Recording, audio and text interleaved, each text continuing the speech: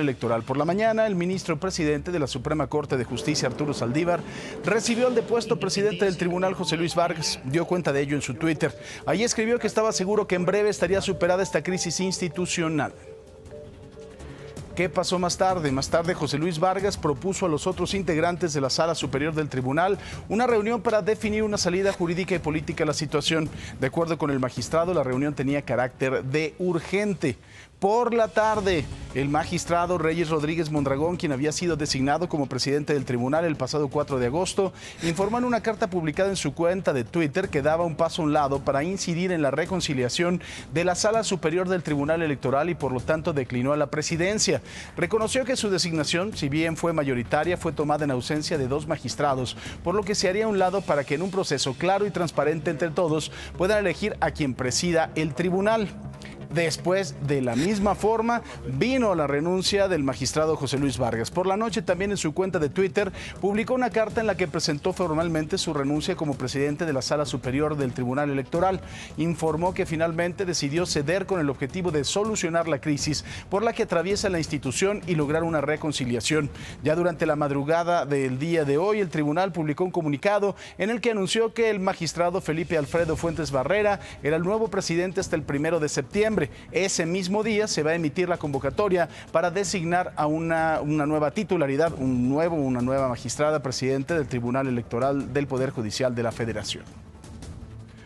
También qué gusto estar compartiendo la información. Vamos a otros temas porque les platico que los papás del menor que denunció al diputado Saúl Huerta por agresión sexual llegaron ayer ahí al Senado a pedir a los legisladores de la Comisión Permanente que avalaran el desafuero del legislador. No pudieron ingresar, no pudieron entrar ahí al Senado. Afuera los recibió la diputada María del Carmen Almeida, secretaria de la mesa directiva. Más tarde, ahí en el Senado, la Comisión Permanente finalmente aprobó un periodo extraordinario para votar el desafuero tanto del diputado Saúl Huerta como de Mauricio Toledo. Esto tendrá lugar el día de mañana, miércoles. Fueron 24 los votos a favor, 9 en contra y 3 abstenciones. El legislador por enriquecimiento ilícito. El Pleno de la Comisión Permanente rechazó incluir también en el juicio de procedencia al fiscal morelense Uriel Carmona por uso indebido del servicio público. Paco. Ayer la Profeco informó que a una semana de establecida la política de precios máximos del gas LP en el país, más de 80% de las empresas expendedoras han cumplido y solo en 4 casos se ha tenido que clausurar operaciones por hacer caso omiso a la nueva normativa. El procurador Ricardo Sheffield agradeció la responsabilidad de la mayoría de las compañías y también hizo esta acotación. El precio no es para que todos se suban al precio máximo, es para que haya competencia y nadie se pase con una utilidad extraordinaria como estaba sucediendo de manera muy exagerada en el Valle de México. Y ya desde el día de ayer se había avisado de la llamada del presidente López Obrador con Kamala Harris. Por la tarde de ayer sostuvo la misma. En ella se puso sobre la mesa la propuesta de México de reabrir la frontera terrestre a los cruces hoy considerados no esenciales, al tiempo de avanzar en la vacunación de los estados fronterizos. El canciller Marcelo Ebrard dijo que se trató de una conversación cordial. El presidente, por su parte, señaló que en la conferencia matutina de hoy va a dar más detalles de este encuentro telefónico. Había varias propuestas, ya usted se acuerda, que se dieran más vacunas. Hay más o menos un avance de vacunación de 2.600.000 personas en los municipios fronterizos, el 80% de Chihuahua, por lo menos con una de las dosis, entre varias cosas más. Se había pedido también que Estados Unidos nos mandara algunas dosis de la vacuna Johnson, entre varias cosas. A ver qué es lo que informa el día de hoy el presidente Andrés Manuel López Obrador. Los jóvenes que fueron acusados por el fiscal Uriel Carmona, al que no quieren desaforar de atacar al convoy en el que viajaba. De acuerdo con el juez, el relato de los escoltas del fiscal sobre los hechos ocurridos el pasado jueves en la autopista Cuernavaca-Acapulco tiene contradicciones. Esto opina uno de los jóvenes. Cometimos el error solamente de circular al lado de ellos en ese momento, no fue otra cosa. En ningún momento hicimos algo para molestarlos o para cerrarles el paso ni nada, porque me cambié de carril solamente y se nos aventaron y nos persiguieron. Nos persiguieron hasta que nos cerraron el paso y se bajaron a dispararnos. Tanto en que va la crisis en el municipio de Panteló, allá en Chiapas. Durante una asamblea comunitaria, representantes de 86 comunidades y 18 barrios del municipio nombraron a integrantes que formarán el nuevo consejo municipal. Esto tras la solicitud de licencia de la alcaldesa interina, la perredista Delia Janet Velasco. Y es que la desaparición del ayuntamiento era uno de los 6 puntos acordados en las mesas de diálogo con las autoridades estatales y federales. A mano alzada, cientos de indígenas nombraron a Pedro Cortés como presidente del consejo municipal. Si la gente o no, o Dios quiso así en esta forma, pues yo también pues le acepté en esa forma. Esperemos en Dios en qué forma, hasta qué grado nos puede ayudar a Dios. Tanto otras peleas se dan en los hospitales de gente luchando por su vida precisamente a raíz de las secuelas del COVID-19. Pero bueno, por un lado estas fiestas, por otro vemos situaciones complicadas como la que se vive en Oaxaca por reabastecer los tanques de oxígeno medicinal. Ya nada más en los últimos días se están repitiendo las imágenes de personas formadas para rellenar sus tanques. Hay personas que esperan más de 8 horas para lograr conseguir oxígeno, algo vital para sus pacientes, y algunas abastecedoras comienzan a ver rebasada su capacidad. Ya surtimos un poco, se nos acabó. Ahorita viene por mí, nos vamos a traer el oxígeno, vamos a buscar todo. Tengan paciencia nomás, pues. No, pues hay faltantes ahorita. ¿Sí? Sí.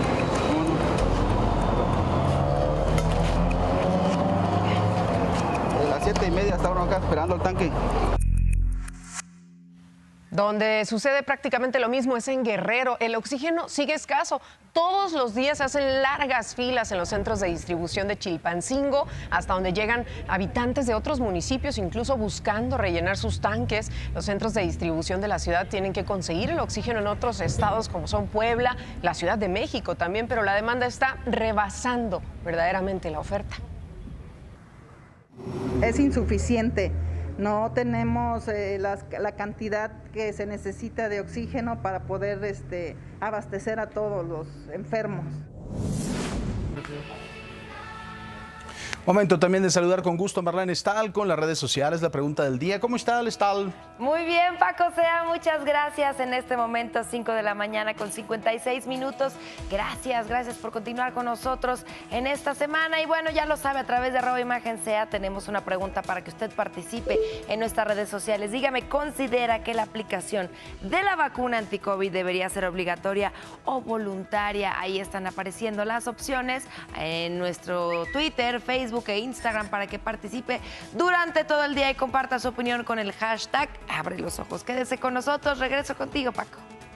La cuenta oficial de Facebook del Ayuntamiento del Fuerte en Sinaloa fue hackeada. Por un momento mostraron episodios de la telenovela asiática Icatán Cinta.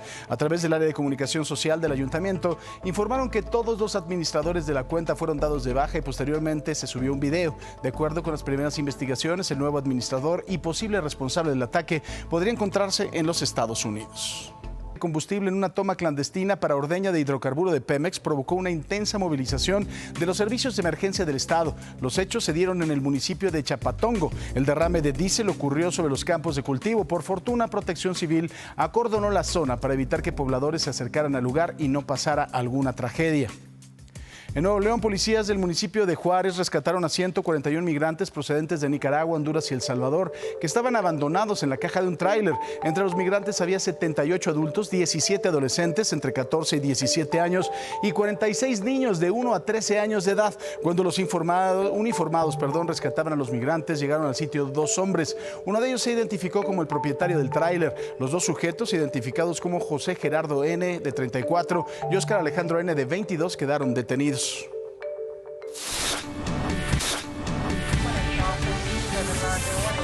Acompáñame, vamos a darle una vuelta al mundo. Ya se lo comentaba que bomberos de Grecia lucharon por 7º día consecutivo para tratar de salvar la isla de Eubea, donde los pueblos son asediados por las llamas. Continúa la lucha contra los incendios en Grecia. Este lunes, los bomberos seguían combatiendo las llamas, principalmente en la isla de Eubea, donde miles de personas tuvieron que ser desalojadas. En el resto del país, la mayoría de los incendios estaban controlados.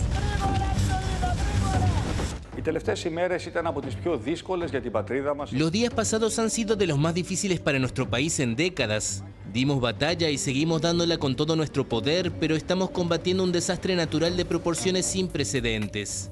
En pocos días, 586 incendios estallaron en todos los rincones de Grecia. Incendios que debido a una ola de calor sin precedentes y muchos meses de sequía, son ahora muy difíciles de extinguir. La Unión Europea aumentó el envío de aviones, helicópteros y bomberos a Grecia, así como a otros países mediterráneos, como Albania, Macedonia del Norte y Turquía. Hasta la fecha, 2 personas han muerto en Grecia, 8 en Turquía y decenas han tenido que ser hospitalizadas. Según el Sistema Europeo de Información sobre Incendios Forestales, las llamas han arrasado con más de 56.000 hectáreas en Grecia tan solo en 10 días, una cifra muy elevada respecto a las 1.700 hectáreas que ardieron en el mismo periodo entre 2008 y 2020.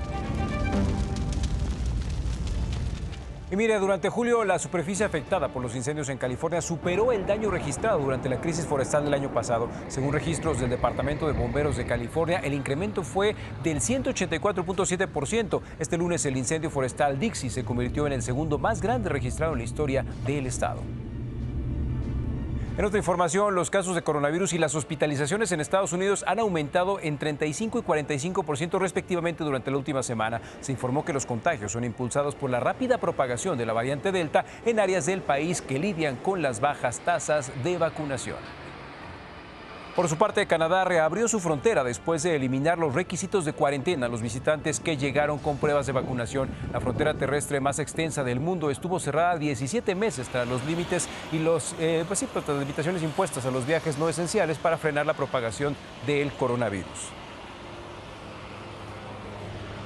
Y justo, ¿cómo vamos? ¿Cómo avanza el coronavirus aquí en México? De acuerdo con los datos reportados anoche por la Secretaría de Salud, tenemos ya 2.978.330 casos acumulados. Vean nada más, 6.513 contagios tan solo en las 24 horas. Ayer se sumaron 270 fallecimientos por el virus. Así, el número de muertes se eleva a 244.690. Cristal, vamos contigo. Cristal, vamos contigo.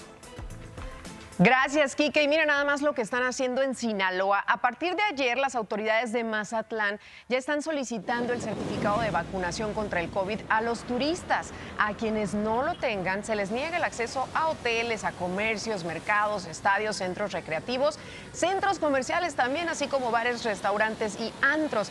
Esta medida será por tiempo indefinido, ya que tienen la intención de frenar los contagios de COVID-19 en el puerto.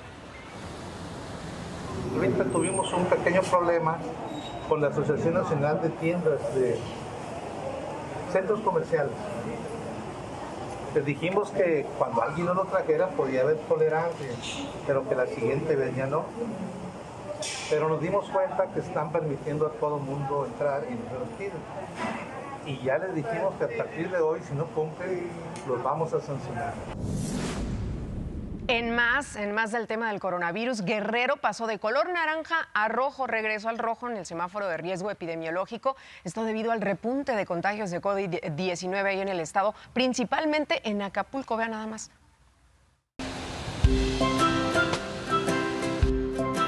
Este lunes entró en vigor el semáforo rojo en Guerrero por el alto número de contagios de coronavirus, con lo que se reducirán algunas actividades y otras cerrarán por completo, como es el caso de discotecas, bares, barras libres y centros para realización de fiestas. Los principales afectados económicamente por el cierre o reducción de actividades son quienes viven del turismo. Este lunes las playas lucieron prácticamente vacías. Para algunos las medidas del semáforo rojo son irracionales, pero necesarias. Algo irracional, pues, aunque es bueno, pero pues a la vez afecta a todo, ¿sí? Y una derrama económica que va a afectar a mucho, como también a empleados que trabajan en los restaurantes, y todo eso va a disminuir y va a haber un momento de que hay que cerrar los lugares, y va a haber otra vez bajo de empleo, y sí va a haber muy disminuido de turismo. Pues ahorita verá que ya no hay absolutamente nada, ahorita está sola la playa. Yo creo que son necesarias, yo creo que la salud ante todo. Son dolorosas, afectan la economía en general. Los prestadores de servicios esperan las temporadas vacacionales para incrementar ventas y ganancias que les permitan solventar necesidades el resto del año con menor afluencia de turistas. Sin embargo, este es el segundo verano que entre semana ven las playas vacías. Sí les da miedo contagiarse, pero no tienen otra opción de trabajo. No, pues no, pues no viene la gente. 20% si al caso rentaremos nada más, porque no, ya si usted ve, mire, está sola la playa, no hay nada. Esperemos que los fines de semana repunte un poquito, pero no mucho tampoco para que no nos afecte tanto el COVID, con las medidas necesarias. ¿Se ven pérdidas? Muchísimas, un 90% casi. Acapulco amaneció el lunes con 29% de ocupación hotelera, 12% menos que el domingo. Aunque están en riesgo, turistas prefieren permanecer en Acapulco tras año y medio de encierro por la pandemia. Del encierro ya también de la Ciudad de México, principalmente de Ciudad de México, ya llega un momento que te estresas cañón. Ya llegamos con los niños sin salir cerca de año y medio, entonces también es un estrés para todo. Y Ciudad de México todavía está más fuerte, ¿no? Entonces aquí creo que es el aire libre, entonces tenemos un poquito más de seguridad y no está dando el encierro como la Ciudad de México. Los prestadores de servicios esperan que con las medidas del semáforo rojo, que estarán vigentes 15 días, se disminuyan los contagios y se liberen más actividades. Con información de Ángel Galeana, Imagen. Precisamente ante el repunte de las muertes por COVID-19 ahí en Acapulco, el gobierno municipal habilitará 200 tumbas gratuitas ahí en el puerto. Estos espacios se suman a las 550 que ya habían excavado hace un año en el Panteón del Palmar. La solicitud de ampliación de fosas la realizó la Dirección de Panteones al Ayuntamiento, esto con la finalidad de tener espacios suficientes en caso de que las muertes sigan aumentando. Hasta hace 2 días el promedio diario de muertes en Guerrero era de 33.8, el más alto de toda la pandemia, y los principales municipios afectados son Acapulco y Chilpancingo. Estamos viendo imágenes que creímos no se repetirían, pero están volviendo. Y bueno, vámonos ahora a Hidalgo, donde inició la vacunación universal para jóvenes de 18 años y más para detener la cadena de contagios ante esta tercera ola de COVID-19. Vamos a ver de qué se trata.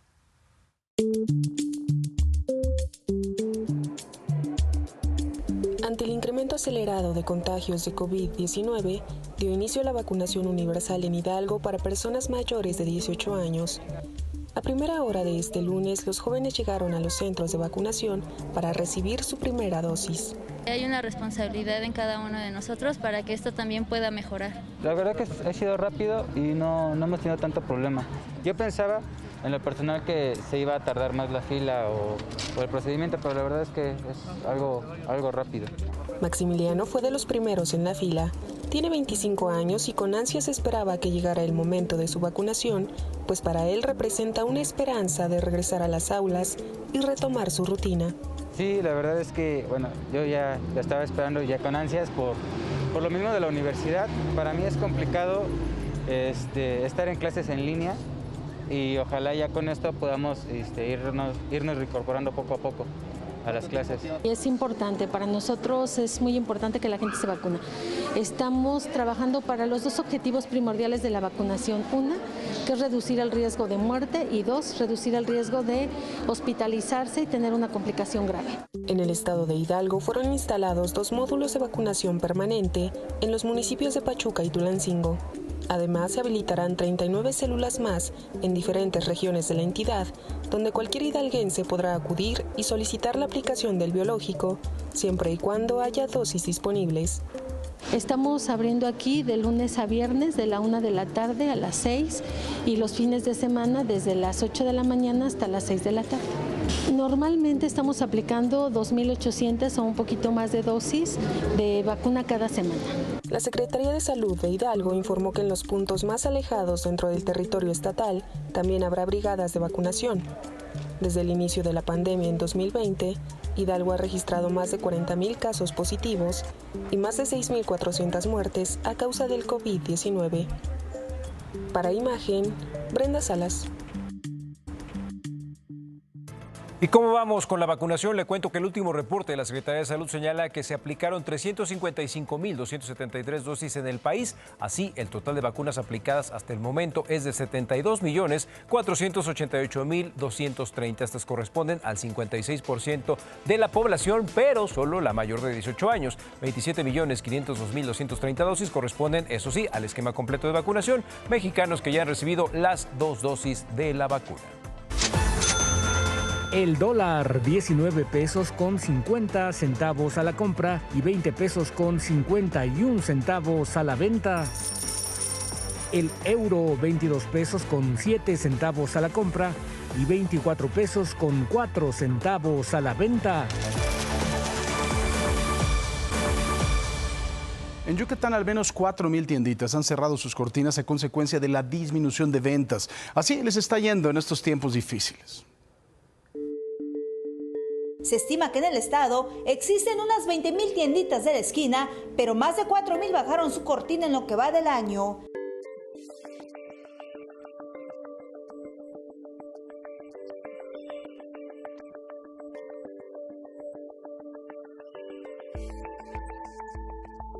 Eso afecta el sustento de muchas familias yucatecas.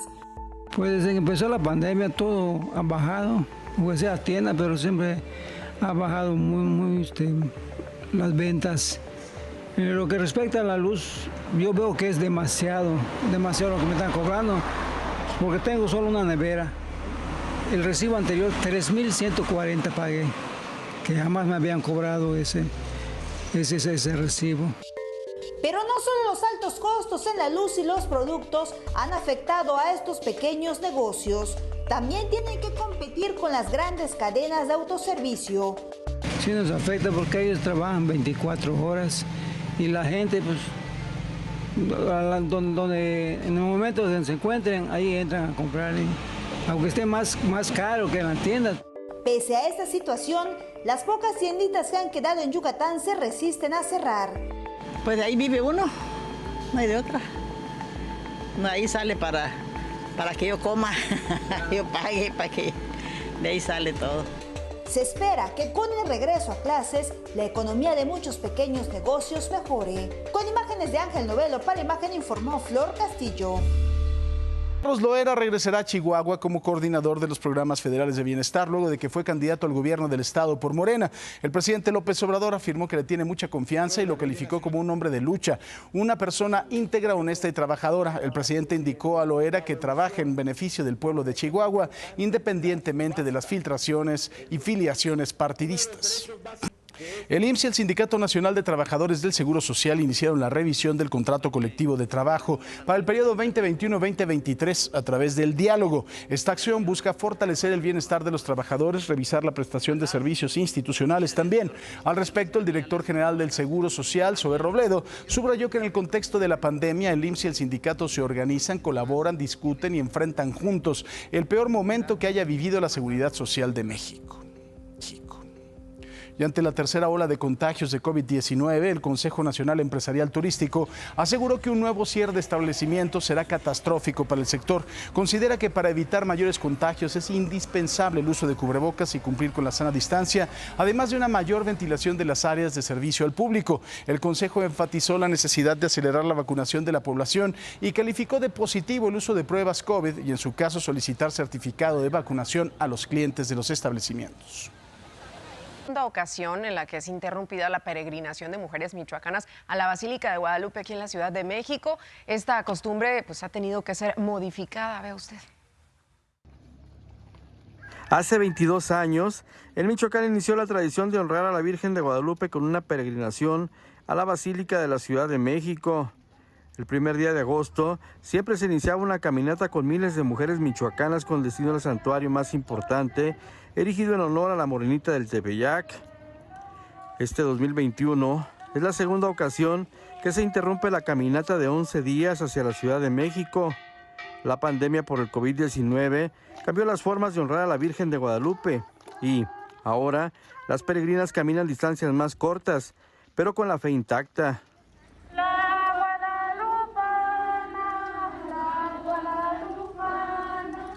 Peregrinas de la parroquia de San Nicolás de Tolentino de Acuitzeo del Canje, Michoacán, decidieron preservar la tradición y ahora recorren caminos y brechas de este municipio cercano a Morelia para mantener viva la tradición mientras pasa la emergencia sanitaria.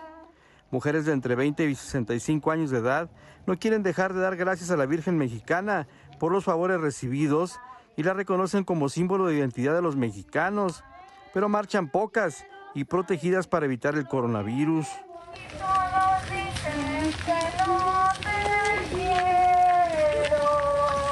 En cada comunidad donde llegan las peregrinas guadalupanas hay fiesta. La pobreza no impide una recepción ruidosa y con mucha devoción.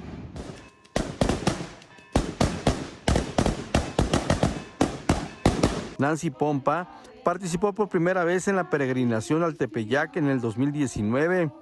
2020 ya no lo hizo debido a la emergencia sanitaria, pero este 2021 caminó en las comunidades de Acuitzeo del Canje y en uno de los recorridos de 5 kilómetros lo hizo descalza para agradecer un favor divino. Y para mí ha sido una experiencia hermosa, vale la pena cada minuto, cada sacrificio que ahí vivimos. Las alegrías que se viven, la convivencia, el estar con las hermanas. Antes de llegar a la Angostura, el destino del día 6, Nancy llegó de rodillas hasta el altar.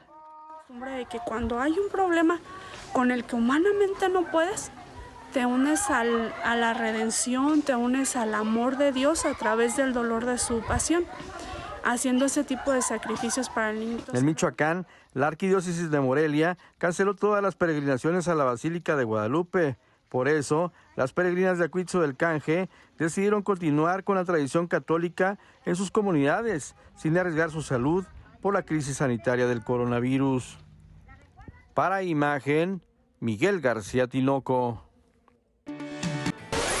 Los casos de coronavirus y las hospitalizaciones en Estados Unidos han aumentado 35 y 40% respectivamente durante la última semana. Los contagios son impulsados por la rápida propagación de la variante Delta en áreas del país que lidian con las bajas tasas de vacunación. La verdad es que es un esfuerzo de reconocer de todos mis compañeros, por supuesto de todos los que integran el área de deportes, todos mis compañeros, los técnicos, camarógrafos, todos los conductores, todo el equipo de Imagen que hizo un trabajo extraordinario, dándole a usted una opción diferente para ver eso, los Juegos Olímpicos, para ver y sentir el deporte. La verdad es que me siento muy orgulloso y por supuesto a usted que estuvo con nosotros acompañándonos en estas transmisiones, a todos también los clientes que la verdad creyeron en Grupo Imagen y creo que ya tendrán muy claro que somos una opción muy importante y por supuesto uno de los reconocimientos más importantes, el del presidente ejecutivo de Grupo Empresarial Ángeles, Olegario Vázquez Aldía, el patrón, que felicitó a todo el equipo de Imagen Televisión e Imagen Deportes por las transmisiones en los Juegos Olímpicos de Tokio. Expresó que todo fue un gran éxito, así que ahí está también la felicitación del patrón, felicitación que tenemos que hacer extensiva a la que todavía está cansada, mi pobre Josefa Gut, que hizo un trabajo extraordinario. Josefa, adelante. Mañana ya con 34 minutos. Gracias por continuar con nosotros a través de redes sociales. Nuevamente le hacemos la invitación para que participe en nuestra pregunta del día. Y dígame, ¿considera que la aplicación de la vacuna anti-COVID debería ser obligatoria o voluntaria? ¿Qué han dicho los mexicanos hasta este momento? Le comparto el resultado. Mira, aquí está apareciendo obligatoria, dice el 88%, y el 12% restante dice que debería de ser voluntaria. Ya lo sabe, @ImagenSea son nuestras redes sociales. Tenemos Twitter, Facebook e Instagram. Ahí está nuestra pregunta y por supuesto ahí también está la información que usted debe de conocer todos los días. Paco, voy contigo. En el municipio de Zacatepec, en Morelos, varios campesinos fueron defraudados por sus propios líderes cañeros. Esta es mi casita en que vivimos pobremente porque no nos da más. Sacamos buen dinero, pero no lo gozamos nosotros. En la zafra del 2015, productores de caña de azúcar del ingenio de Zacatepec fueron a los bancos a pedir dinero para comprar tractores o adquirir insumos para sus siembras. Ahí fueron informados que debían dinero que nunca pidieron y nunca recibieron. Los campesinos fueron defraudados por sus líderes, quienes en contubernio con el fideicomiso instituido con relación a la agricultura, por sus siglas FIRA, le entregaron más de 600 millones de pesos a los dirigentes de la CNPR, Pedro Ocampo Álvarez, y al entonces dirigente de la Unión Local de Productores de Caña, Aristeo Rodríguez Barrera. Tenemos más de 69 demandas con carpetas de investigación que están en proceso. Desgraciadamente, la Fiscalía Surponiente nos ha bloqueado. Las demandas están congeladas, pero los bancos amenazan con embargar a los campesinos por la deuda. Ante esa situación, le han pedido a la Presidencia de la República intervenga y sea la Unidad de Inteligencia Financiera y la Secretaría de Hacienda quien investigue a dónde fue a parar ese dinero y lo recupere.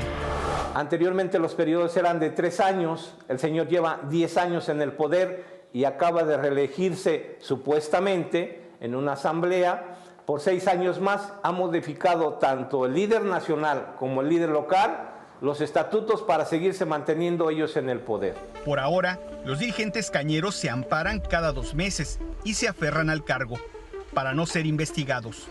Los productores de caña lidian con demandas y embargos. Me dijeron que debía 44,250, dinero que yo nunca solicité ni recibí. Esta zafra la programé para ahora que viniera mi liquidación y resulta que ya cuando citan a todos de la sociedad y que mi liquidación estaba retenida por la CNPR. Ese dinero me hubiera servido para arreglar mi casa, para comprarme un tractor, para beneficiar mi parcela, que ahorita la tengo bien jodida. No es posible que él me robe para que él esté hasta con ganados de pura sangre y yo sangrando en mi parcela, trabajándolo con el sudor de mi frente. Además, los líderes cañeros han amenazado de muerte a los campesinos que demandaron para que retiren sus denuncias.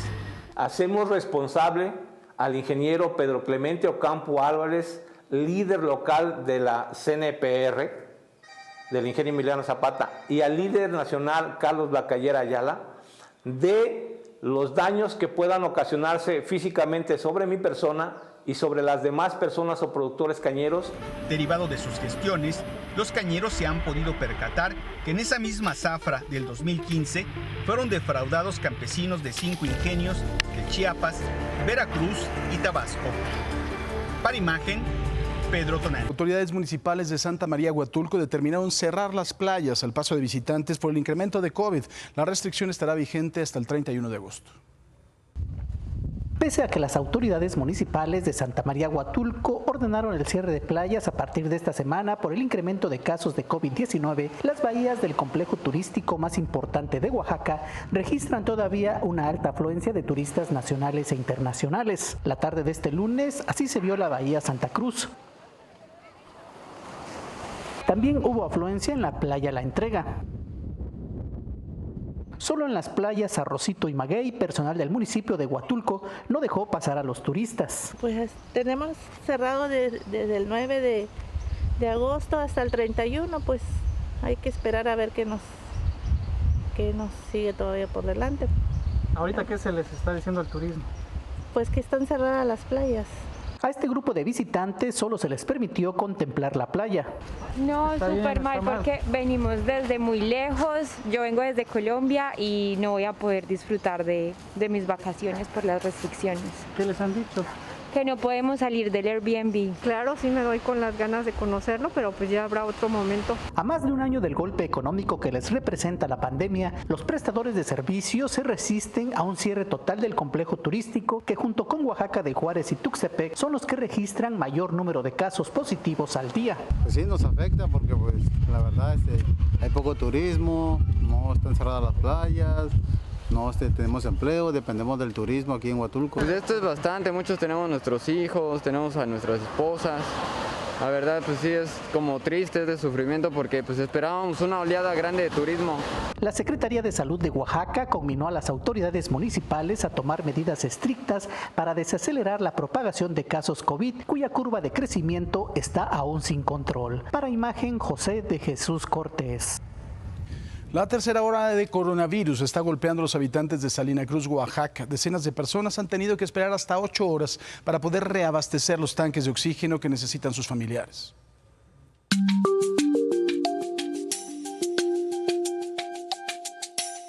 Las imágenes de personas formadas esperando para reabastecer sus tanques de oxígeno medicinal vuelven a repetirse en Oaxaca. Ya sentimos un poco, se nos acabó. Ahorita ahorita viene por mí, nos vamos a traer el oxígeno, vamos a hacer todo. Tengan paciencia nomás, pues.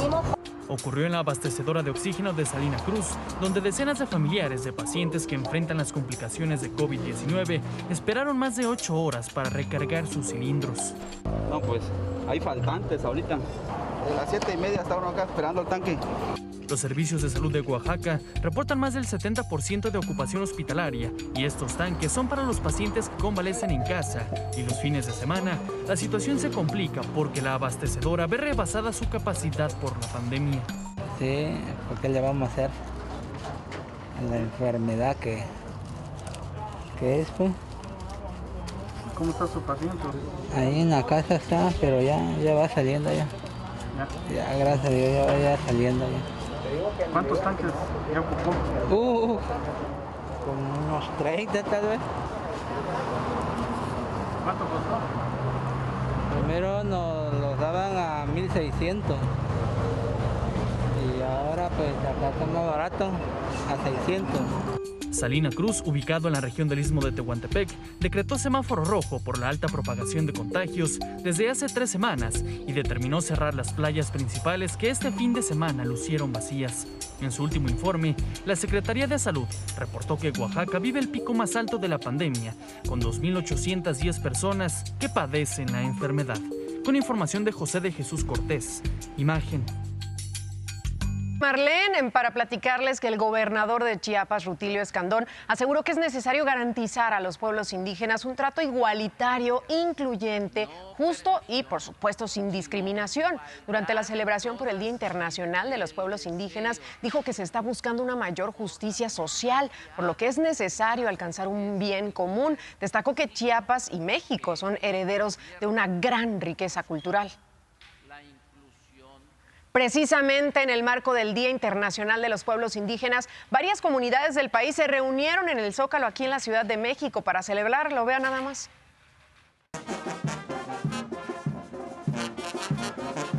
Las comunidades indígenas de México desfilaron hacia el Zócalo de la Ciudad de México para conmemorar el Día Internacional de los Pueblos Indígenas del mundo. Según el INEGI, hay unos 17 millones de ciudadanos indígenas en el país, de más de 70 pueblos indígenas distintos, lo que lo convierte en la población indígena más grande de las Américas. El motivo de esta calenda es visibilizar la presencia indígena en la Ciudad de México, para que sean reconocidos nuestros derechos por parte del gobierno de la Ciudad de México. Ya son 12 ocasiones o 12 años que nos estamos visibilizando cada año, haciendo una calenda. Ahorita vamos a bailar, vamos a danzar, va a haber poesías, va a haber gastronomía. Y la diversidad de los pueblos indígenas de México se mostró en la capital ayer.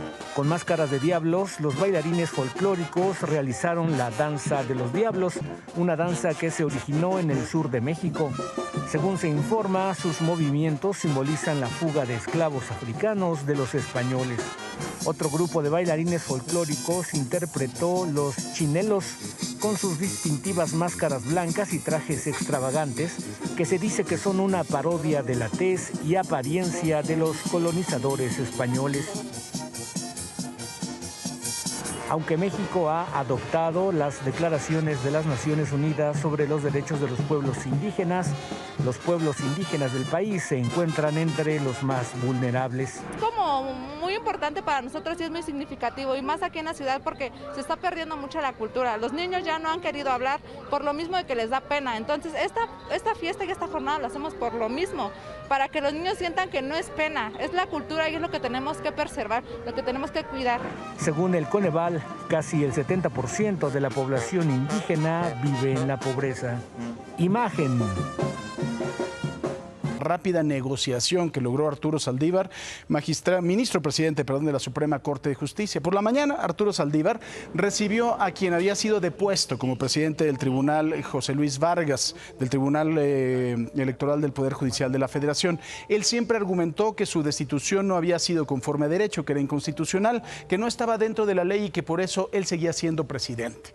Dio cuenta de ello en su cuenta de Twitter. Allí escribió que estaba seguro que en breve estaría superada esta crisis institucional. Evidentemente se ve que ya había hablado con los demás magistrados, que ya había hablado también con el propio Vargas. Más tarde, el propio magistrado José Luis Vargas propuso a los otros integrantes de la Sala Superior del Tribunal Electoral una reunión para definir una salida jurídica y política. De acuerdo con el magistrado, la reunión tenía carácter de urgente. Por eso también, por la tarde, el magistrado Reyes Rodríguez Mondragón, quien había sido designado como presidente del tribunal el pasado 4 de agosto, informó en una carta publicada en su cuenta de Twitter que daba un paso a un lado para incidir en la reconciliación de la Sala Superior del Tribunal Electoral y, por lo tanto, también declinaba la presidencia. Reconoció que su designación, si bien fue mayoritaria, fue tomada en ausencia de 2 magistrados, por lo que sería un lado para un proceso claro y transparente entre todos para que pudieran elegir a un nuevo tribunal. Ahora, con la renuncia de José Luis Vargas, precisamente que vino también más tarde, por la noche en su cuenta de Twitter publicó una carta en la que presentó formalmente su renuncia como presidente de la Sala Superior del Tribunal Electoral. Informó que finalmente decidió ceder con el objetivo de solucionar la crisis por la que atraviesa la institución y lograr una reconciliación. Ya durante la madrugada, el propio tribunal lo que publicó fue también un comunicado en el que dijo que quien tomaba la presidencia interina, hasta me parece que es el 1 de septiembre, es el magistrado Felipe Alfredo Fuentes Barrera, hasta el 1 de septiembre exactamente, y que ese día se iba a emitir una convocatoria para designar una nueva titularidad. A ver, le explico rápidamente para que podamos entender qué fue lo que pasa, ¿no? Primero hay una sesión, es electo conforme a la Constitución y conforme a la ley orgánica el magistrado José Luis Vargas como magistrado presidente. Empiezan a tener muchos problemas entre ellos. Entonces, un día en particular, ya cuando las sesiones estaban en curso, le dicen sus compañeros magistrados de la sala: ¿sabes qué? Ya no queremos revisar tu gestión como presidente. Él dice: no pueden revisarla porque esto ni siquiera es un asunto jurisdiccional.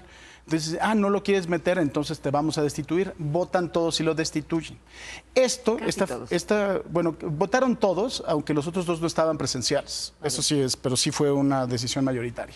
Entonces, eso no está contemplado en la ley orgánica ni en la Constitución. Entonces dicen que es inconstitucional su renuncia, su destitución. Elección de Reyes, ¿no? Y la elección de Reyes, por ende, tampoco era constitucional. Entonces, Arturo Saldívar, de verdad, haciendo una buena negociación, y haciendo una operación política muy importante, hace que renuncien los 2. Se designa un nuevo presidente interino hasta el 1 de septiembre. Va a reponerse el proceso constitucional para la elección del nuevo presidente, el magistrado presidente, y así se resuelve una crisis muy importante dentro de un tribunal que ahorita está calificando la elección más grande en la historia de México, que, no es un asunto menos. Así es, Paco, muy bien explicado, muchas gracias.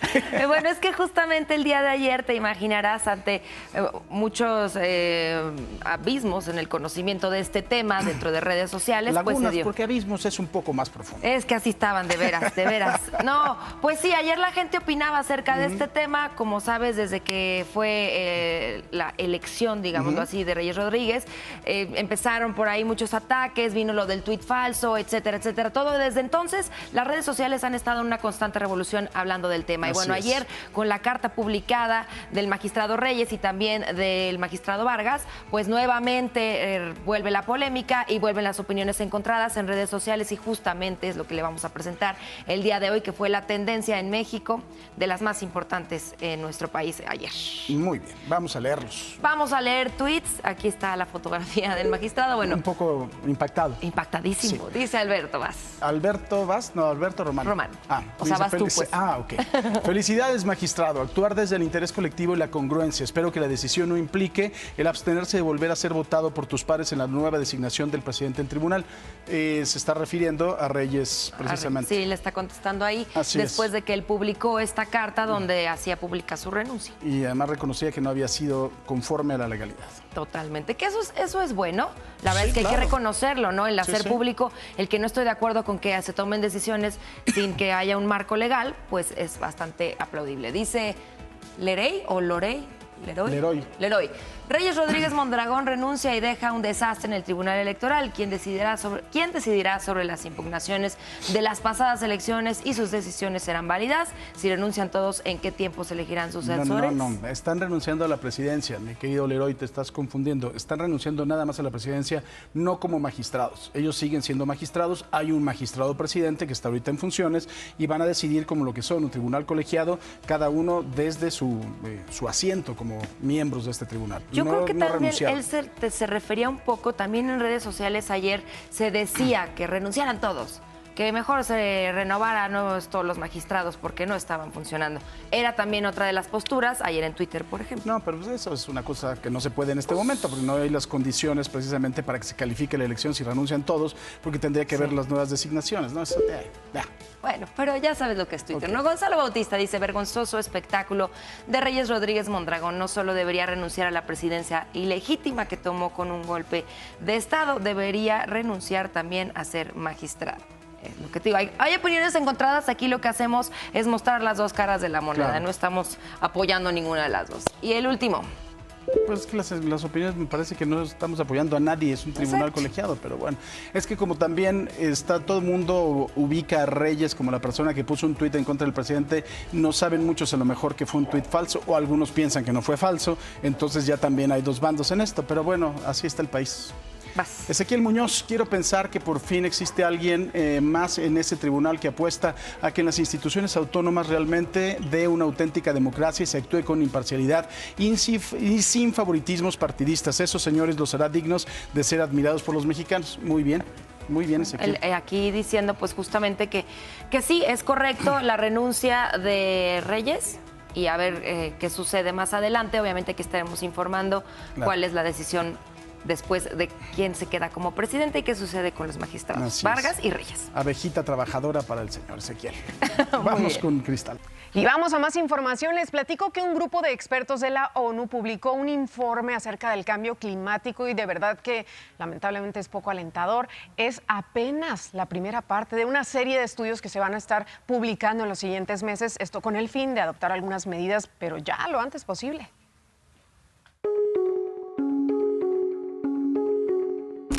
Las alarmas son ensordecedoras y la evidencia es irrefutable.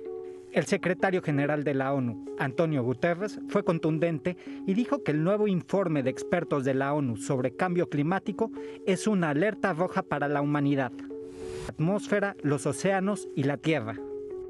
Incendios forestales, huracanes, lluvias intensas y otros fenómenos meteorológicos cada vez más comunes son los efectos de la aceleración del cambio climático que ha dejado cambios generalizados en el planeta. Un cambio climático acelerado y sin precedentes.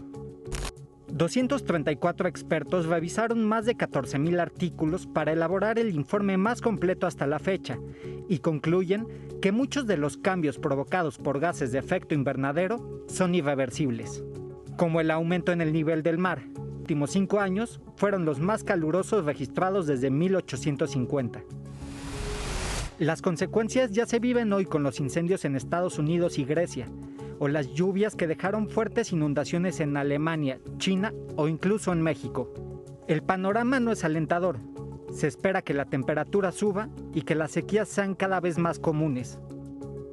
Pero el informe también insiste en que la humanidad aún puede evitar que el planeta se caliente todavía más, con un esfuerzo para dejar de usar combustibles fósiles como petróleo, carbón y gas natural para el año 2050. Es un caso terrible. Así se manifestó la mamá de José Eduardo, el joven violado y asesinado presuntamente por policías de Yucatán, quienes habían logrado ascensos por su buen desempeño. Así despidieron al joven en Veracruz. Yo te juro que te voy a hacer justicia, te lo juro que sí. Sobre su ataúd, doña Dora le prometió a su hijo José Eduardo Ravelo que no descansará hasta hacer justicia por su homicidio. Porque el ataque que sufrió fue muy brutal y prácticamente me lo destrozaron por dentro. Él me platicó eso, que lo habían violado los policías. Aparte de golpearlo, lo violaron y no solo una vez, 2 veces. Su cuerpo llegó este fin de semana a Isla Veracruz, de donde era originario, para que sus familiares y amigos lo despidieran.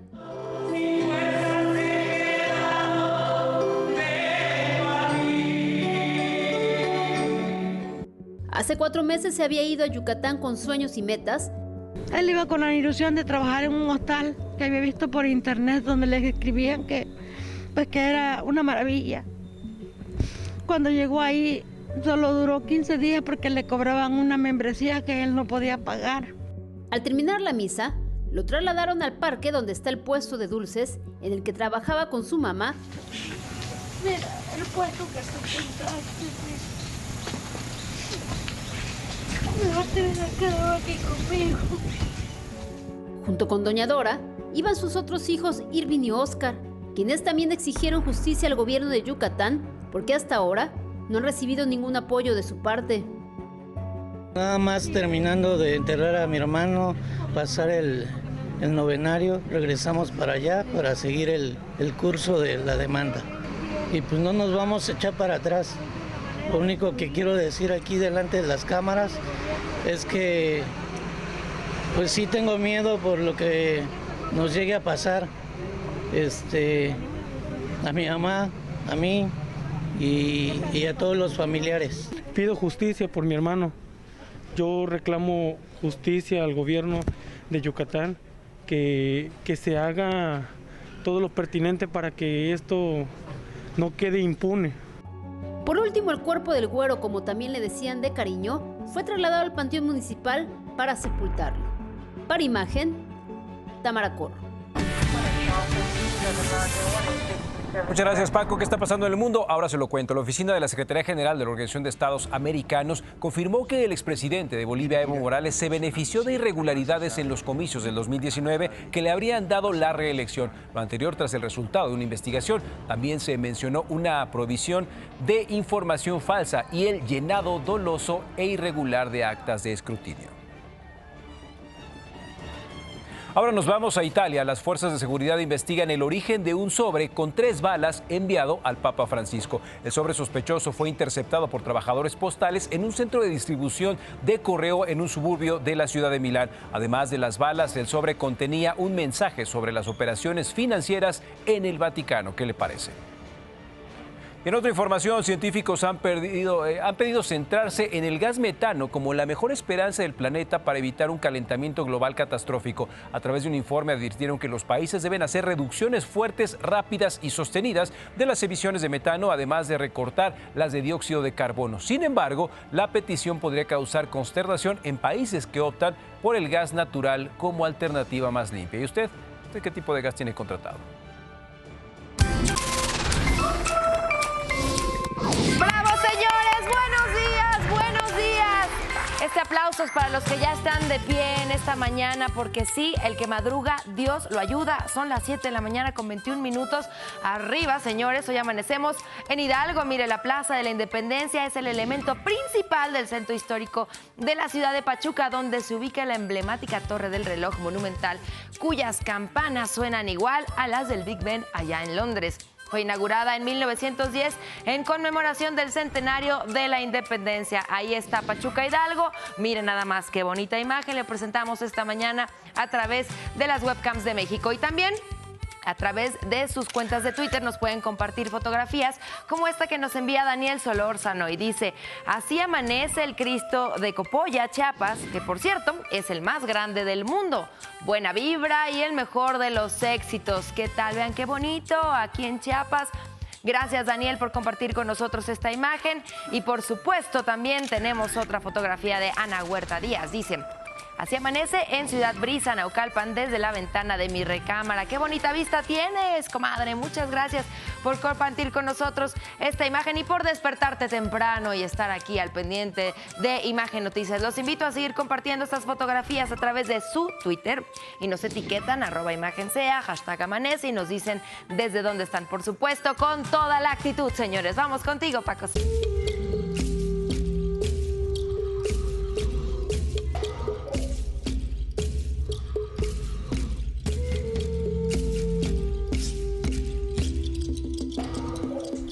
Continuamos aquí en Imagen Noticias con Francisco Sea y esta semana hemos estado platicando un poco acerca de los 500 años de la caída de Tenochtitlan. Es el tema de la semana precisamente y vamos a recordar qué fue lo que sucedió en aquellos años. Bueno, pues el 13 de agosto de 1521, después de un sitio, de batallas, de una epidemia de viruela que fue quizás lo que más golpeó a la población indígena, cayó México Tenochtitlan e inició una etapa para la ciudad conocida como la colonia, que se prolongó por 3 siglos. Los primeros 3 de estos 300 años fueron fundamentales para el futuro de la ciudad. Hernán Cortés le encargó a uno de sus soldados, Alonso García Bravo, realizar la nueva traza, digamos, de la ciudad. Lo hizo pues creando bloques modulares que se repetían, creando una cuadrícula, digamos, que respetaba templos y algunos monumentos. La limpieza de la ciudad orilló a que el ayuntamiento se mudara a Coyoacán durante estos 3 años, pero quizá la decisión más importante que fue tomada por García Bravo fue el mandar secar los lagos, lo que pues acarrearía uno de los principales problemas que hasta hoy sufrimos en el Valle de la Náhuac. En marzo de 1524, estamos hablando, el ayuntamiento regresó de Coyoacán a la ciudad que los propios españoles llamaban México Tenochtitlan. 3 años después, en 1527, por problemas con Cortés, se funda la Real Audiencia de México, formado por un presidente y 4 oidores. En 1535 inicia el virreinato con la llegada del primer virrey de la Nueva España, Antonio de Mendoza, y es hasta 50 años después, es decir, en 1585, cuando por primera vez se cambia el nombre de Tenochtitlan al de la Ciudad de México. En 1782 se dividió la Ciudad de México en 8 cuarteles mayores y 32 menores, es decir, 4 menores por cuartel mayor. Una división política que vendría a ser el antecedente de lo que hoy conocemos como alcaldías. El principal objetivo que se buscaba con esta nueva división era que los alcaldes de barrio, los encargados de cuidar el orden, pudieran vigilar y controlar una determinada área pequeña. Estaría a cargo pues de ellos. Para ser designado alcalde de un cuadrante, la ordenanza marcaba que tenían que pertenecer al sector, a vigilar a esta comunidad, ser elegidos y ostentar un trabajo honesto, puesto que su cargo pues sería sin remuneración, pero con una penalidad de 100 pesos si no lo querían hacer, si se rehusaban a ejercerlo. En 1812 se promulga en España la Constitución de Cádiz y se reimprime en México el 8 de septiembre de ese mismo año. Esta Constitución creó la institución de los jefes políticos, copiando pues el modelo francés de esa época. Disponía la existencia de ayuntamientos para el gobierno interior de los pueblos, debiendo integrarse de alcaldes, regidores, un procurador y un síndico presididos por el jefe político. En octubre de 1812, los electores nombrarían por voto universal a sus gobernantes, quienes empezarían a ejercer sus cargos el 1 de enero del siguiente año. Si bien es cierto que no todos los habitantes tenían derecho a elegir a sus gobernantes en esos años, el derecho al voto de los habitantes de la ciudad, pues para votar a sus gobernantes se perdería un poco más adelante y solo se recuperaría hasta finales del siglo XX. De esto vamos a platicar durante los próximos días aquí en Imagen Noticias con Francisco Sea y precisamente vamos contigo, Paco. Gracias, Cristal. Y en este momento nos vamos a las calles de la Ciudad de México con mi compañero Atalo Mata, que precisamente nos tiene algo de esto, de los canales que se fueron secando en la ciudad. Querido Atalo, ¿cómo estás? ¿Cómo estás, Paco? Muy buenos días. De veras que qué interesante este tema que tomamos y que estamos abordando en esta semana. Ayer estuvimos en el Zócalo capitalino con la maqueta del Templo Mayor, la maqueta gigante, y ahora nos metimos a las calles también del centro histórico, en la calle Roldán y Corregidora. Interesante porque pues todo lo que vemos ahorita de asfalto, de banquetas, de movimiento, pues sigue igual. Gerardo Juárez nos da un pasaje, es el recorrido que vamos a estar haciendo en toda esta semana. Es difícil imaginar que por estas calles, te digo, Paco, del centro de esta ciudad corrían acequias, ¿no? Eran canales de agua que alguna vez por aquí navegaron canoas que venían cargadas de alimentos y mercancías para el consumo de habitantes de la capital, ¿no? ¿Cómo imaginarse que aquí era la Merced? Aquí se vendían, se intercambiaban mercancías. Ahí en el fondo estamos viendo esta cantina muy tradicional, la han de conocer muchos, que se llama La Peninsular. y que pues en esta zona precisamente era la Merced.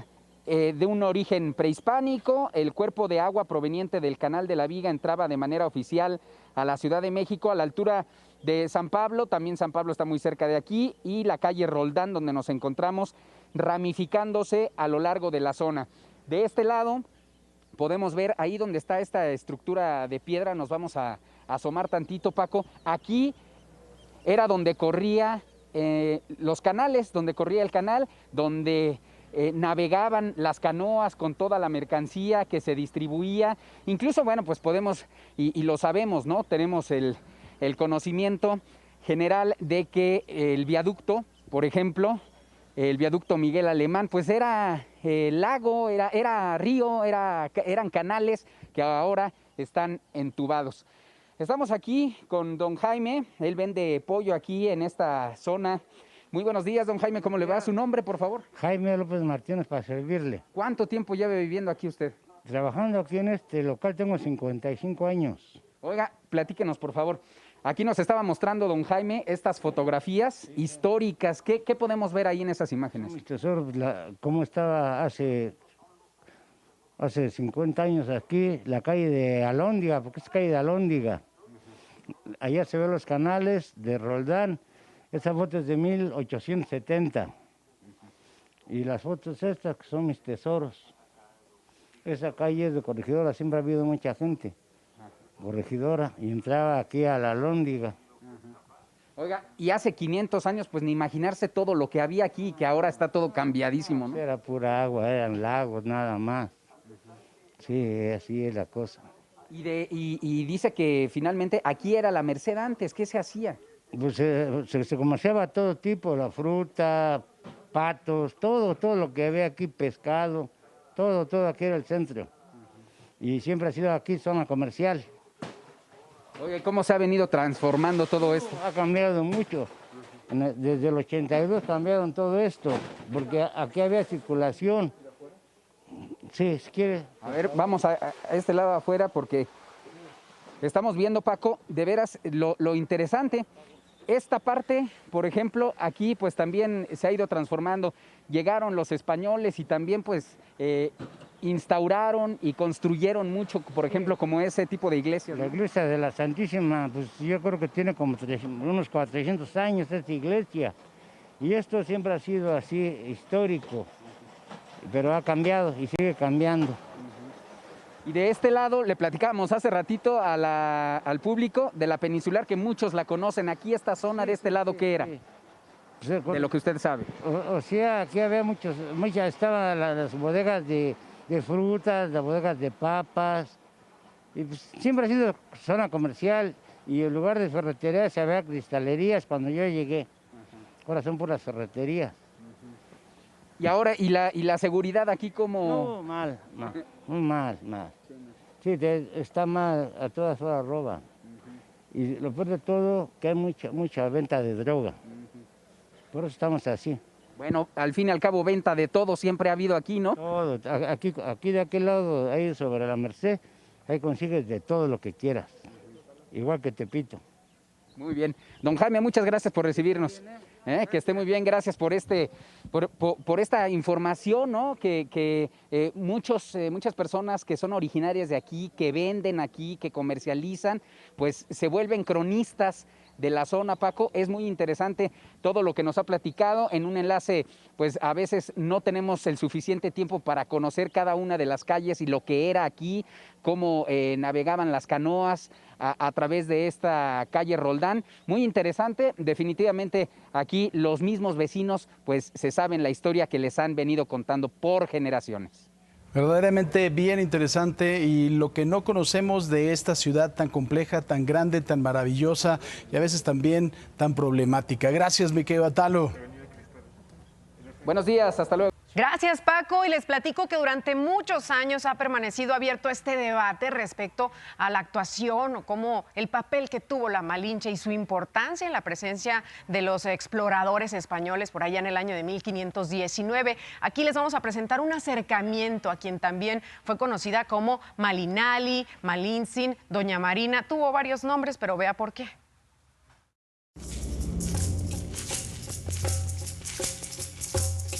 De ser hija de caciques pasó a ser esclava y después la principal mujer de estado en el Nuevo Mundo. Malintzin o Malinali, conocida en castellano como Malinche, nació entre 1501 y 1504, no se sabe con certeza, en Painala, cerca de Coatzacoalcos, en el estado de Veracruz, y su lengua era el náhuatl.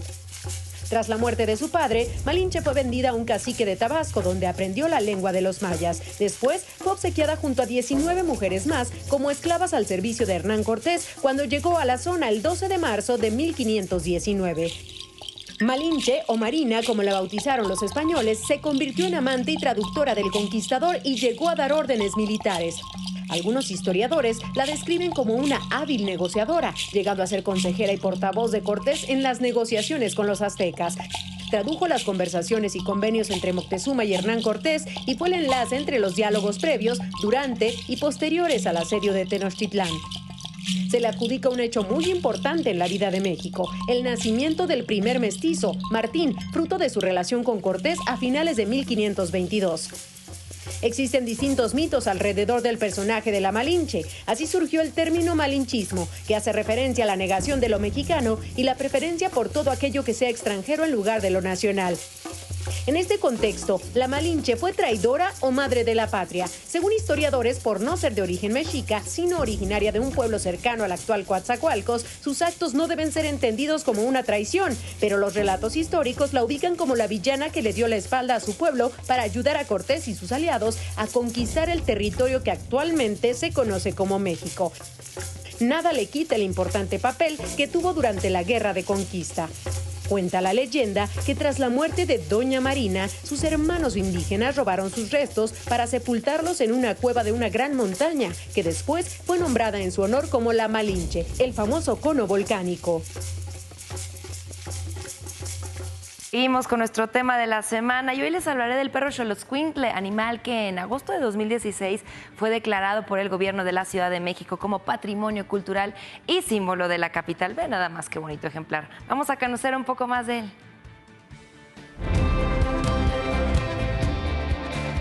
Como siempre se ha dicho, el perro es el mejor amigo del hombre. Y una de las razas que más ejemplifica esta frase, incluso después de la muerte, es el Xoloitzcuintle. El término Xoloitzcuintle viene del náhuatl xolotl, que quiere decir extraño, deforme, y escuintli, que quiere decir perro. En la mitología mexica, Xolotl era el dios de la transformación, la oscuridad nocturna, lo desconocido y la muerte. Era considerado el hermano gemelo y contraparte del dios Quetzalcóatl, quien representaba la vida, la luz y el conocimiento.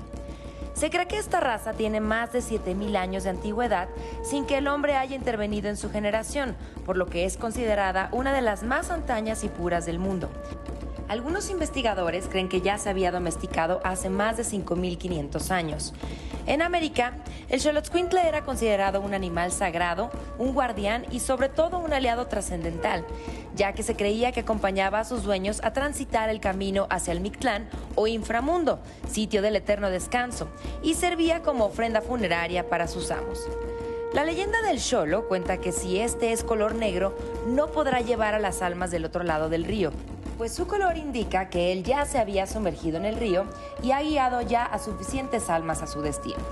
De igual forma, si el Xolo es blanco o de color muy claro, tampoco podría atravesar el río, pues eso significa que es muy joven y aún no ha podido alcanzar la madurez para lograrlo.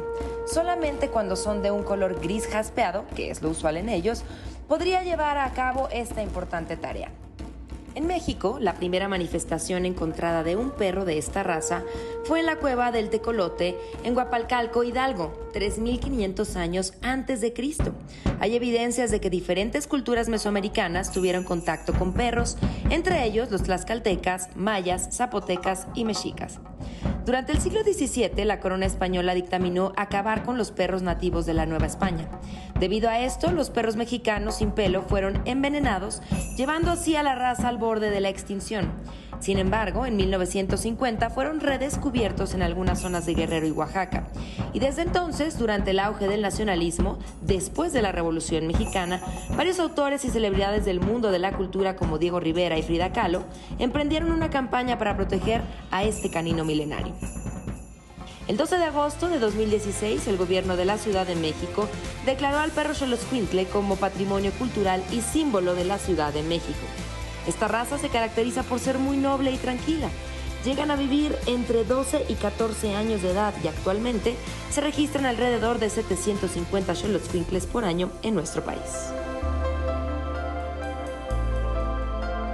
Mire, me da mucho gusto recibir en este estudio al gobernador de Oaxaca, Alejandro Murat. Por supuesto, el INEGI ha publicado ya resultados de la lucha en contra de la pobreza y han sido extraordinarios. Y además de todo, en un contexto verdaderamente desastroso, que es la pandemia. Querido Alejandro, ¿cómo estás? Bienvenido. Paco, pues agradecerte mucho esta gran oportunidad, por supuesto, saludar a tu auditorio. Y en Oaxaca estamos muy contentos, exactamente por lo que acabas de decir. Fíjate, ante un temblor como el que vivimos en el 2017 y ahora la pandemia, Oaxaca por segunda vez consecutiva en mi gobierno reduce la pobreza, cuando en el país creció de manera importante. Y eso hay que platicarlo, hay que señalarlo, porque quiere decir que hemos hecho un plan adecuado. No solamente reducimos la pobreza, sino que hoy Oaxaca en pandemia es el estado que más crece del país, Paco. Crece al 4.5%. Así que Oaxaca va en la ruta correcta. Pasamos, cuando yo arranqué mi gobierno, estábamos en el lugar 31. Muy penoso, nunca habíamos pasado el lugar 30. Ahora ya estamos en el 29. Y esto marca tendencia. En economía, lo importante, siempre te señalan, es que tengas un crecimiento sostenido o una reducción de la pobreza de manera sostenida. Claro. Cuando tú vas a Nuevo León o vas a Querétaro o Aguascalientes, estados que han tenido crecimientos durante los últimos 15 a 20 años, pues ves el cambio. Claro. Y hoy, a 5 años de mi gobierno, vamos en esa ruta. La otra parte que me parece importante recalcar es que no solamente logramos esto, y no es por causa fortuita, sino que estamos haciendo las obras, Paco, que van a permitirnos mantener este ritmo de crecimiento y reducción de la pobreza. Lo hemos platicado tú y yo, las 2 autopistas, el proyecto interoceánico. Fíjate, el proyecto interoceánico... Importantísimo. Sí.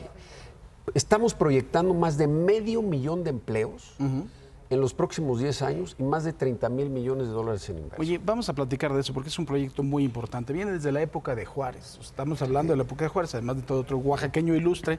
Y creo que puede ser, o sea, al mismo nivel de importancia que el Canal de Panamá. O sea, realmente creo que los mexicanos no le hemos dado el golpe todavía a este asunto, pero la posibilidad que tiene de desarrollo para la zona y además de todo de tener una serie de inversiones internacionales es...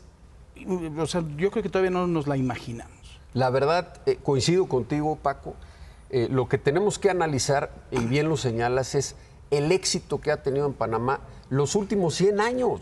Porque, en efecto, desde Juárez, desde la Corona, Paco, se empezó a evaluar porque hoy tu auditorio debe saber que desde Coatzacoalcos, Veracruz, hasta Salina Cruz solamente son 304 kilómetros.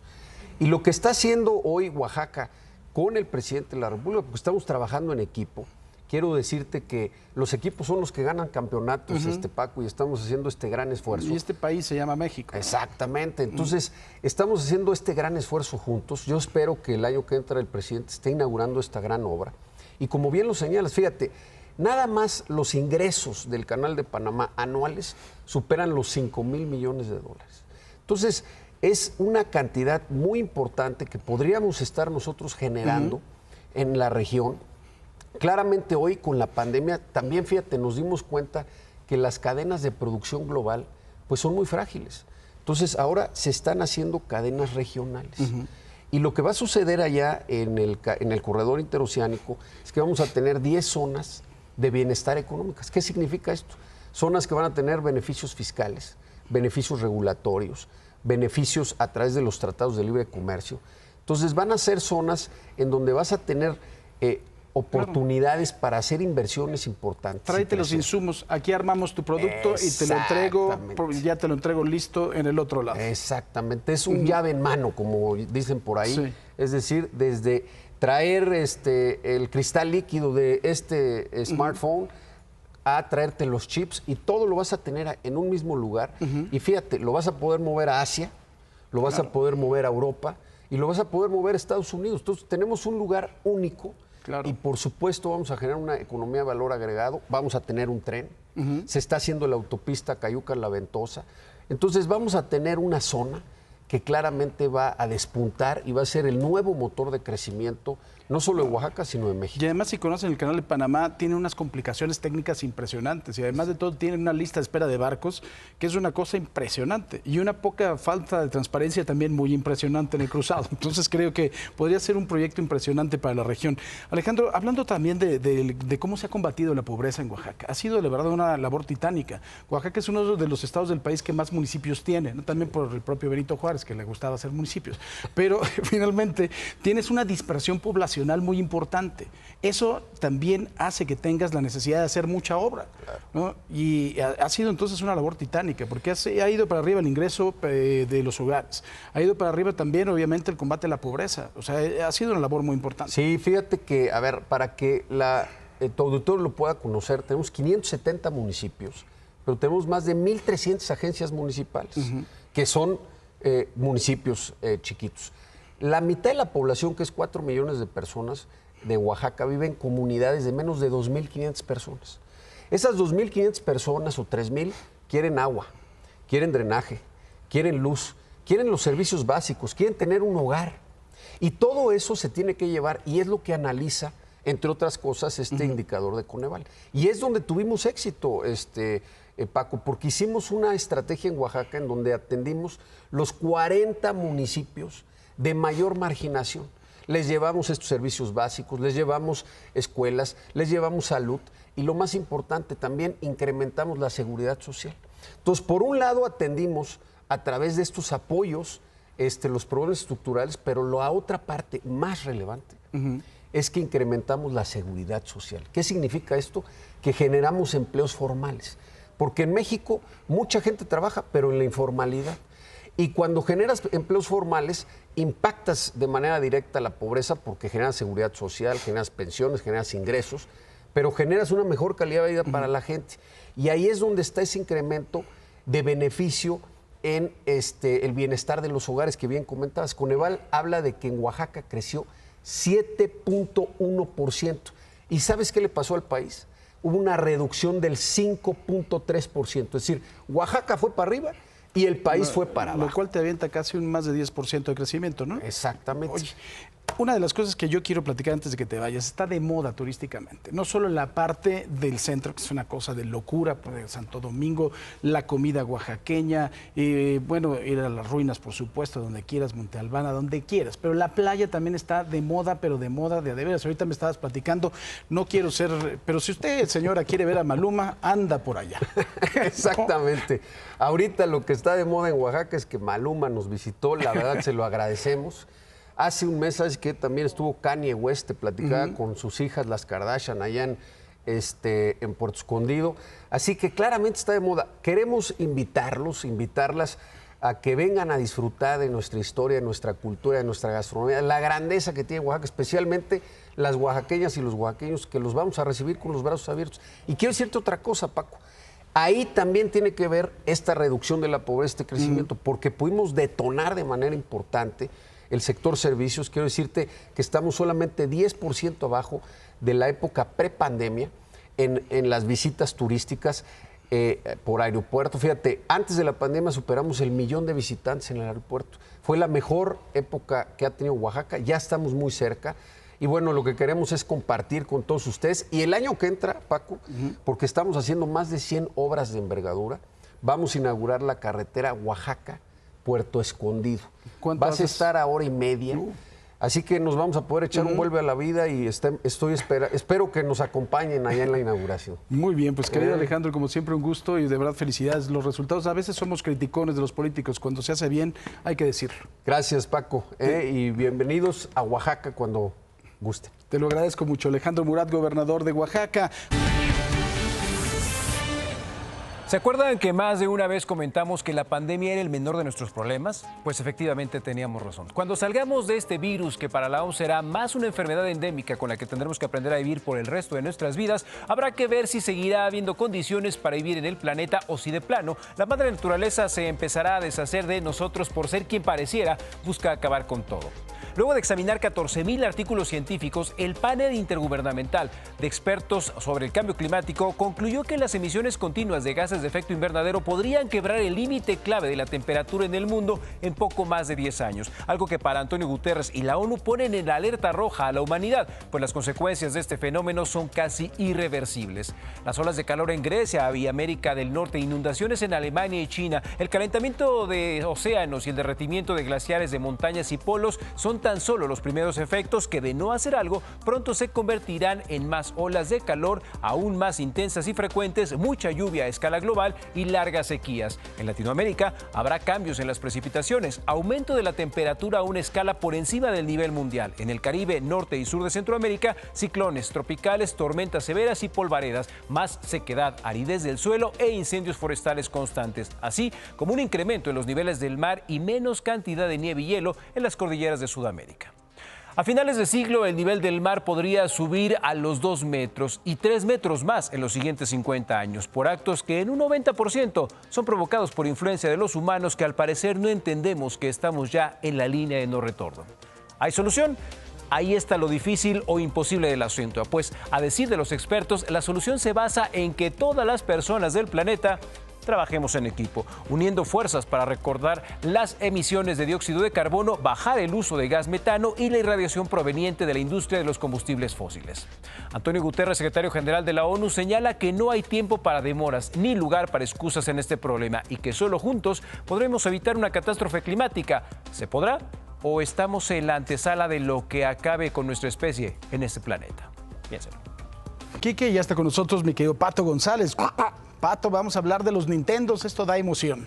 Así es, Paco, porque esta semana dio mucho de qué hablar, justamente esta palabra de los Nintendos, que claramente está refiriendo a los videojuegos en general, no solamente al Nintendo. Es un error común que creo que lo podemos dejar pasar, pero hubo comentarios como no podemos depender del Nintendo, eso es muy tóxico, es necesario que convivamos con otras personas, y el típico, hay mucha violencia en los juegos. Más Nintendo empezó, si tú te acuerdas, con juegos que eran bastante educativos algunos, y todavía los siguen teniendo, y es una responsabilidad de los padres de familia. Tampoco, o sea, hay videojuegos de absolutamente todos, igual que hay películas para adultos, también hay videojuegos para adultos. Exactamente, es nada más de saber qué juego es para ese mercado. Así es. Muy bien, gracias, mi querido Pato, es muy interesante el tema. Paco. Gracias a todos mis compañeros que ahí están llegando, por supuesto. Ya nos vamos, ándeles. Ya nos